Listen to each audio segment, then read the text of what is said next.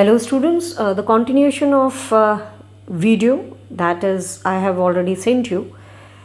Uh, this is again the chapter number 1, Rise of Nationalism in Europe, and the topic is 1848, the Revolution of Liberals.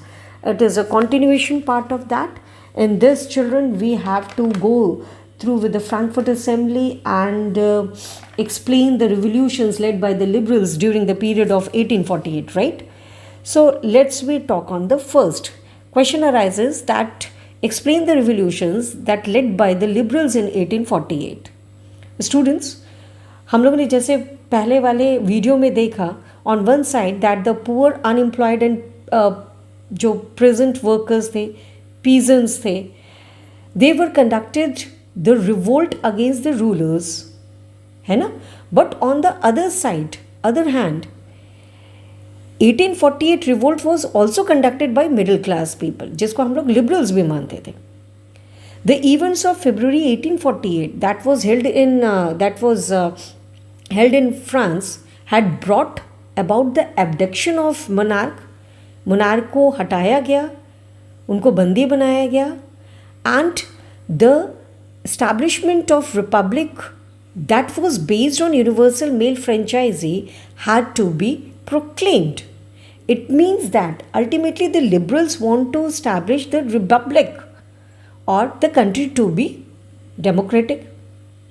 Men and women of the men and women that were of the middle class, they combined together and they had demands. What were the demands at that time? उनका demand क्या था? Man and women that living in a middle classes, उनके पास दो demands थे.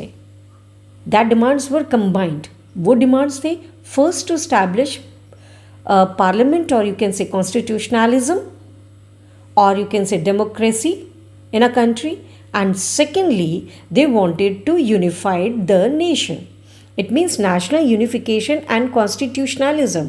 These two demands were taken by men and women of living middle class during 1848. Students, Germany, Italy, Poland, Austria-Hungary, these were the countries that had that sort of demand. वो demand ultimately lead कर रहा था towards the path of republic, and they also wanted to form a nation state, जो हम लोगों ने सबसे पहले टॉपिक में चर्चा की थी, explain the nation state children. तो अल्टीमेटली जब हम unified means here unification means एकीकरण, अगर हम एकीकरण करने जा रहे हैं तो ultimately it leads towards the rise of nation states. Liberals also demanded for creation of nation state, as I have already told you, on parliamentary principle. Our constitution, they also wanted constitutional freedom of press, and they also wanted freedom of association. A very important question in front of us children, that is Frankfurt Assembly 1848. Question आ सकता है, explain briefly on Frankfurt Assembly 1848. Students, in the German region, a large number of political association whose member were middle class professional. German region, अब हम बात करेंगे Germany की. German regions जो कि 39 confederation में था, उसमें पॉलिटिकल एसोसिएशंस बने. जो political associations basically middle class professionals थे, बिजनेसमैन, प्रॉस्परस आर्टिजन्स ग्रुप थे, यानी कि मिडिल क्लास पीपल थे. They came together in a city of Frankfurt and they decided to vote for on all German nation assembly.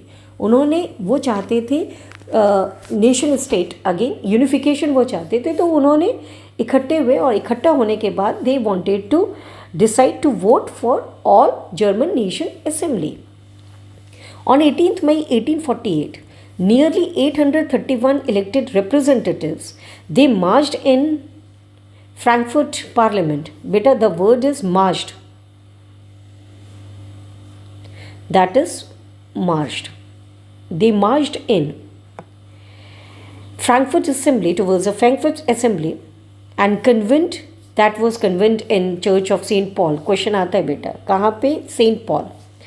They met together to draft, the word is draft, the constitution for German nation to be headed by a monarchy. उन्होंने वो चाहते थे constitution को बनाना, यानी उस nation को बनाना जो कहीं ना कहीं कॉन्स्टिट्यूशनल मोनार्की के हाथों हो, यानी पार्लियामेंट है, parliament is there, the powers are in the hand of parliament, but जो हेड कौन होगा, मोनार्की होगी, है ना. मोनार्की के पास नॉमिनल पावर्स होंगे. The monarchy was considered as the nominal head of the parliament. Fine. When the representatives offer the crown on these terms, it means that the country is going to make itself unified into a nation state, but under the leader of you can say parliament के पास power होगी, लेकिन जो monarchy है वो monarchy वो subjected to parliament, यानी वो monarchy एक तरीके से नॉमिनल हेड था. Ultimately the powers, all the powers were in the hand of parliament. ये ऐसा उन्होंने कॉन्स्टिट्यूशन में ड्राफ्ट किया.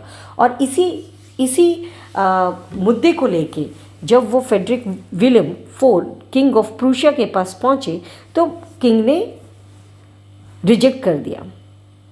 And he joined with other monarchs to oppose the elected assembly. एक तरफ उन्होंने मना कर दिया, फ्रेडरिक विलियम फोर्थ ने मना कर दिया, जो किंग ऑफ प्रूशिया थे. उन्होंने उनके इस शर्त को कह लो, या हम कह सकते हैं उनके इस ऑफ़र को उन्होंने ठुकरा दिया. और अल्टीमेटली उन्होंने अदर मोनार्क्स के साथ मिलकर उन्होंने असेंबली के खिलाफ मतलब they opposes the elected assembly. Opposition of aristocracy and military became stronger. एक तरफ एरिस्टोक्रेसी और मिलिट्री बिकेम स्ट्रॉन्गर. जो पार्लियामेंट बनाया गया था सोशल बेस के आधार पे, जो पार्लियामेंट मिडिल क्लास पीपल ने बनाया था, जो वर्कर्स और आर्टिजन्स थे, ultimately they lost their support.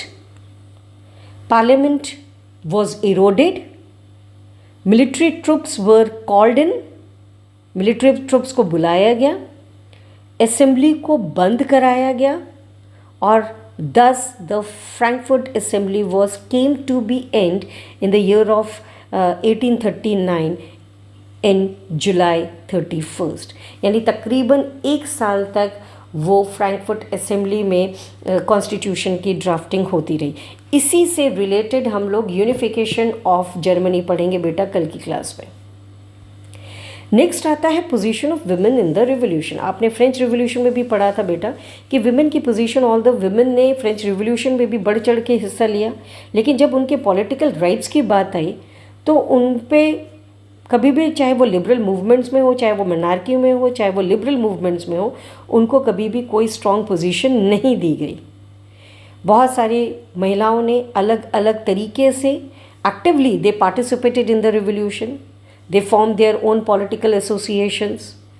They published their own newspaper. They took part in meetings, demonstrations. लेकिन जब बात आई उनके राइट टू वोट की तो उनको पैसिव सिटीजन माना गया. खासकर उस वक्त जब Frankfurt assembly church of Saint Paul जो हम लोगों ने बात की, उसमें women were admitted only as observer to stand in the visitors gallery. यानी वहाँ पे उनको पोजीशंस नहीं दी गई. If we are concluding this, although बेटा कंजर्वेटिव फोर्सेस ये बखूबी जान गए थे कि टाइम टू टाइम रिवोल्यूशंस होना ही होना है. एक तरफ कंजर्वेटिव रिजीम्स अपनी सत्ता को या मोनार्की को एबॉलिश नहीं चाहते थे, सोशल ऑर्डर्स को एबॉलिश नहीं चाहते थे, कोई चेंजेस नहीं चाहते थे, लेकिन हाँ उनको ये चीज़ पता था कि they realizes that the cycle of revolution and separation could only be ended when they granted concession to the liberal nationalist revolution. Hence in the years after 1848 जो ऑटोक्रेटिक मोनार्क्स थे, खासकर सेंट्रल और ईस्टर्न यूरोप के, उन्होंने नई चीज़ों को, उन्होंने चेंजेस को इंट्रोड्यूस किया जो ऑलरेडी वेस्टर्न यूरोप में चेंजेस इंट्रोड्यूस्ड हो चुके थे. जैसे कि उन्होंने सर्वडॉम और बॉन्डेड लेबर्स को ख़त्म किया हैब्सबर्ग, खासकर हैब्सबर्ग और रशियन डोमिनियन स्टेट्स में. Habsburg rulers they granted more autonomy granted more power to Hungarians in 1867. It means that conservative regimes ये जानता था कि हम लोग इस्टेब्लिश तो अगर हो भी जाएं, लेकिन हम पुराने प्री रिवोल्यूशनरी पीरियड के मोनार्कीज़ को इस्टेब्लिश या सोशल ऑर्डर को इस्टेब्लिश नहीं कर सकते। तो अल्टीमेटली हम क्या कर सकते हैं, हम सपोर्ट कर सकते हैं, हम सपोर्ट कर सकते हैं सोसाइटी में कंजर्वेटिव रिजीम्स को या मोनार्क को इन टर्म्स ऑफ चेंजेस। हम मोनार्की के थ्रू चेंजेस ला सकते हैं, तभी लिबरल मूवमेंट्स या जो रिवोल्यूशनरी एक्शंस हैं, revolutionary actions done by the liberals, वो ख़त्म होगा, वो बंद होगा। तो they decided to grant some concessions to the liberal to the society, और you can say nationalist revolutions. Fine students, कल हम लोग पढ़ेंगे about the unification of Germany along with the role of Bismarck. Fine. Till then, beta watch the videos. These are the 2 videos, छोटे videos हैं, and you have to go through with that. Till then, take care. Goodbye.